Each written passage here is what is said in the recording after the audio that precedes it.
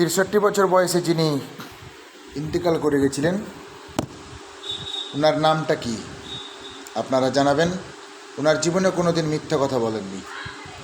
যিনি এই পৃথিবীতে ৬৩ বছর জীবনযাপন করেছিলেন এবং জীবনযাপন করাকালীন একটাও মিথ্যা কথা বলেননি, ওনার নামটা কি জানা থাকলে অবশ্যই কমেন্টে জানাবেন। দর্শক, আজকে কয়েকটা আপনাদেরকে মশলা বলে দিই এবং কয়েকটা জিনিস আপনাদেরকে বলবো। 5টি শব্দে সকল চাওয়া পাওয়া আপনাদের পূরণ হতে পারে, এরকম 5টা শব্দের কথা আপনাদের সামনে আজকে আলোচনা করব। সেটা হলো 1 নম্বর, আল্লাহুম্মা গফিরলি, হে আল্লাহ আপনি আমাকে ক্ষমা করেন। 2 নম্বর, ওয়ারহামনি, আমার প্রতি রহম করুন। পরওয়ারদিগারে আলম, আপনি আমার প্রতি রহম অবশ্যই করুন। 3 নম্বর, ওয়াহদিনী,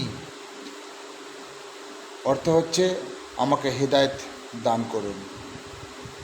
পরওয়ারদিগারে আলম, কখন যে আমি হেদায়েত হব সেটা আমি নিজেও জানি না। এই পৃথিবীর মানুষ যে যত রকমের অপকর্ম করছে উনি নিজেও জানেন না যে উনি হেদায়েত কবে হবেন। 4 নম্বর, ওয়া আফিনি, আমাকে সুস্থতা দান করুন। কারণ স্বয়ং আল্লাহ পাক জিজ্ঞেস করেছিলেন আল্লাহ পাককে হজরতে মুসা আলাইহিস সালাম। মুসা নবীর আমলের এই মশলাটি আপনাদেরকে বলে দিচ্ছি। তার আগে 5 নম্বর হচ্ছে ওয়ার জুকনি, এবং আমাকে রিজিক দান করুন। যেটা বললাম 4 নম্বর, আমাকে সুস্থতা দান করুন। ওয়া আফিনি, আমাকে সুস্থতা দান করুন।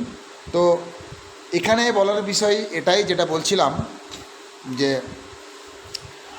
হজরত মুসা আলাইহিস সালাম সরাসরি আল্লাহকে প্রশ্ন করছেন, রাব্বুল আলামিন, আপনি তো সৃষ্টিকর্তা এবং স্রষ্টা, বলুন তো যদি আজকে আপনার জায়গাতে আমি থাকতাম আর আমার জায়গাতে যদি আপনি থাকতেন, তাহলে এই পৃথিবীর মধ্যে সব চাইতে ভালো জিনিস এই দুনিয়াতে বাঁচার জন্য আপনি আমার কাছ থেকে কি চাইতেন? আল্লাহকে প্রশ্ন করছেন হজরতে মুসা আলাইহিস সালাম, যে পৃথিবীর মধ্যে সর্বশ্রেষ্ঠ জিনিস বেঁচে থাকার জন্য কি?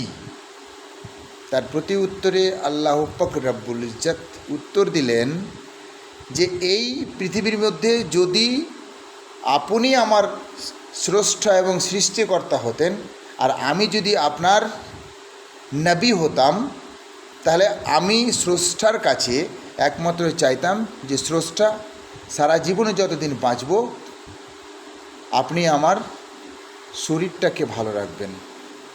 কারণ শরীরটাকে ভালো রাখতে হলে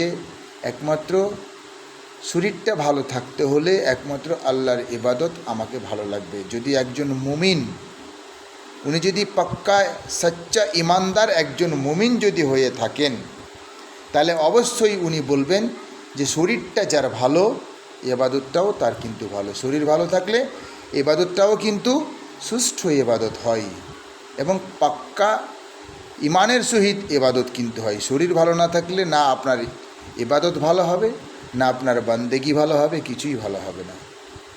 দর্শক, যদি ভালো লাগে ভিডিওটা অবশ্যই একটু করে শেয়ার করবেন, আর হাদিসটা প্রত্যেকেই জানার সহযোগিতা করবেন। সেটা হচ্ছে শেয়ার অবশ্যই করে দিবেন, কিন্তু অনুরোধ ভিডিওটা সাবস্ক্রাইব অবশ্যই করে দিবেন, লাইক করে ফলো করবেন। কিন্তু যাই হোক, দানে কখনো ধন কমে না, ক্ষমায় কখনো ক্ষমতা কমে না, নম্রতায় কখনো মর্যাদা কমে না। আপনাদের সামনে এই কয়েকটা জিনিস আজকে তুলে ধরলাম। ভিডিওর শেষে আরও একটা কথা বলে রাখি, আল্লাহ তাআলা কোরআন শরীফে উল্লেখ করেছেন, যে ব্যক্তি আদালতে বা কোনো বিচার সভায় মিথ্যা সাক্ষী দিবে, হাসরের ময়দানে তার জিভা যেটাকে বলি আমরা, ও ঠোঁট কাঁচি দিয়ে কাটা হবে।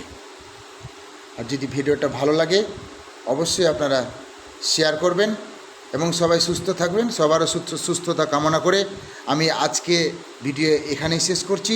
সবাই ভালো থাকবেন, সুস্থ থাকবেন এবং পরবর্তী ভিডিওতে আপনাদের সামনে আবারও আসবো। নিজের খেয়াল রাখবেন।